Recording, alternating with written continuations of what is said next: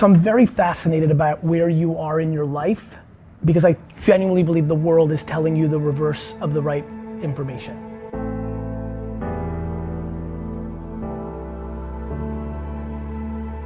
When you're this young, the number one thing you should do is the most high risk behavior of your life. You know, to me, this is exactly when you should go live in Bali for a year. This is exactly when you try to become Beyonce. This is exactly when you do the highest risk. The biggest reason that kids, like people become unhappy is they try to address, they're playing life in reverse. The only things that you could be dealing with are either debt or expectations of your parents. And what your parents and society do is tells you to do the lowest risk maneuver. The number one thing you should be thinking about is the highest risk behavior around the thing that you think is gonna make you the happiest, which is gonna go spitting in the face of everybody from your parents, to the school you're in, to your friends and what they thought, and maybe even to yourself an hour ago. Self-awareness is the most important. Without even knowing any of you, I'm sure your love affair with your music skill, craft, has evolved through your life, right? And this is exactly the time where some of you are looking in the mirror and be like, do I even love this shit anymore? Another huge recommendation I would give you is go work literally for free or like minimum wage or as little as possible for the exact human being that you aspire to be. At 23, 24, 25, you should go work for Barry Wang for free, and then at night you should work at Whole Foods on a night shift, and you should live with 8 people, so you only need to make 300 bucks. But everybody does the reverse. They take a job that they don't even like for $3,000 more. I have a lot of empathy for people in debt. I have way less for people not in debt, because then they're letting the machine, parents, society dictate their lives, who they then later resent because they followed their path, not yours. But like getting some bullshit job to like pay off the debt and moonlighting as your passion, it's the reverse. Don't buy a new pair of Supremes or like a new handbag or take a nice trip to Coachella. Otherwise you get stuck and you're just stuck in perpetuity. Or do that, I don't give a f, but don't not do what you want to do. Like, do not have your profession. You can either work for somebody that you want to become or try your own. You're talking to somebody who's ridiculously happy because he never played in the system. I was a terrible student, even though every immigrant shouldn't have been, right? I worked for my dad's liquor store and built up a family business for my family, so I made no money. I built it for, you know, my narrative is very tricky. A lot of people are like, oh, but your dad, I'm like, I built my dad's business for him and left with nothing at 34. You know, but I was happy. I didn't care that my friends went to Wall Street and got a BMW. I had self-esteem. I didn't need a cool apartment to get girls. I didn't even want to get girls. I was so busy working on what I was passionate about, to be frank. You know, if you're great at something and you're fucking passionate about it, you should have the best life, and people get up. I didn't. I did everything wrong for 13 years, which made me win and stayed happy. Even though you're studying a field that is related to what you want your career path to be, you're still in classes, and completing those classes takes a lot of effort and time. Right, they're putting classes that have nothing to do with the future, right? Yeah, okay. That. My personal point of view on that is to only allocate the amount of time and passion that allows you to get to the next place you need to. What I'm saying is, whatever the lowest grade you can get in that class that allows you to continue and advance is what you should aim for. A lot of people's DNA only makes them strive towards perfection, which eats up an allocation of time that I think you should be deploying on other things. So if you're telling me right now, you're self-aware enough to know this fucking accounting class, or whatever the fuck you go to, is not gonna mean anything to me, you know, there's only a couple variables. One, there's the school's rules of what you need to get to pass and graduate, right? Then the only other variables are your own kind of, you know, self-worth of how you deliver in a class environment.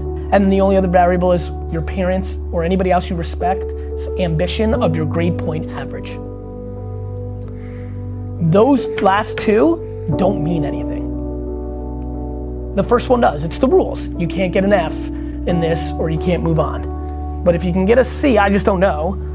I'm saying least amount of resistance against your own self-awareness and passions that allows you to then get, you know, all of a sudden, as you can imagine, when you're getting an hour back a day from studying on some class that's some bullshit, but you know yourself that you can get a C instead of an A, now you have an hour to make Instagram content that may actually lead to the thing that you want to do for a living.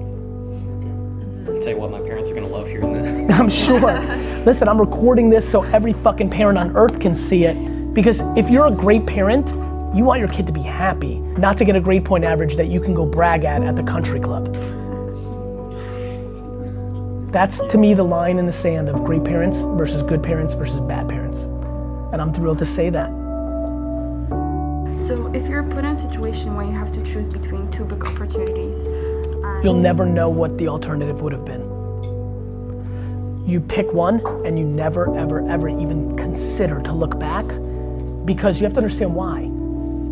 I always play this out. Let's say when you go to heaven, they can show you what would have happened, because that's the only way you'd ever see it. What people don't understand is, oh, Basha, you made the wrong call. You should have went to grad school instead of that opportunity, or this company instead of that company. And it was perfect, and you rose like a phoenix, and you were the head of all sound, and everything went great. But then you had to go to Virginia on business, and you got hit by a car and you died at 31. That's life. So, to like look at two ideas and think you can practically make a good decision is laughable. Literally flip a coin. Just pick the one that feels better right that second and make it about you. Because usually what kids struggle with is the decision they want to do versus the decision that they think they're supposed to do based on the other voices. You want to get real happy? Have the conversation that you actually want to have with the 7 people you're closest to. Tell them the truth of how you feel about everything. That will change your life. What you don't know is that even if they are pissed at you and like say, who the fuck do you think you're, no matter how much they shit on you, the level of respect will be real. That's where it's at. And honestly, I'm not telling you to go call your mom and say, but I am saying that the transition to the happiest place you can go is if you can be self-fulfilled within yourself, be empathetic for your parents, not mad. You know, a lot of you probably have this. Either your grandparents or parents paid a lot of sacrifices to give you this chance. That's their framework on the world. But you shouldn't be paying the price for that because you're living in a different reality. Doesn't mean you're disrespectful. Some of you don't have debt because your parents paid. Like you should be thankful and empathetic, but you should not live your life for them. Because I'll tell you how it's gonna play out, brother. So you'll be okay for the next 10 years, and then you're gonna have 40 years of resentment and regret and a bad relationship. Parents a lot of times see this content, they get mad at me. But then I talk to them, and I'm like, you may be upset with me now, but email me in 2037. When your kids have no ammo on you to blame you for their unhappiness. I'm always worried about your guys' backgrounds to are you living your life for the machine or for your parents? And not because I want to razz parents, it's because I want you to actually have a good relationship with your parent. I'm just willing to have a little pain from 22 to 28. Guys, the only thing I'm hedging against is regret. That's what you need to be careful of. And that's what most people do. They build a life that leads to regret. Nobody old and about to die talks about what they did. They talk about what they didn't do. And you're in the best spot right now. You're in the best spot you'll ever be.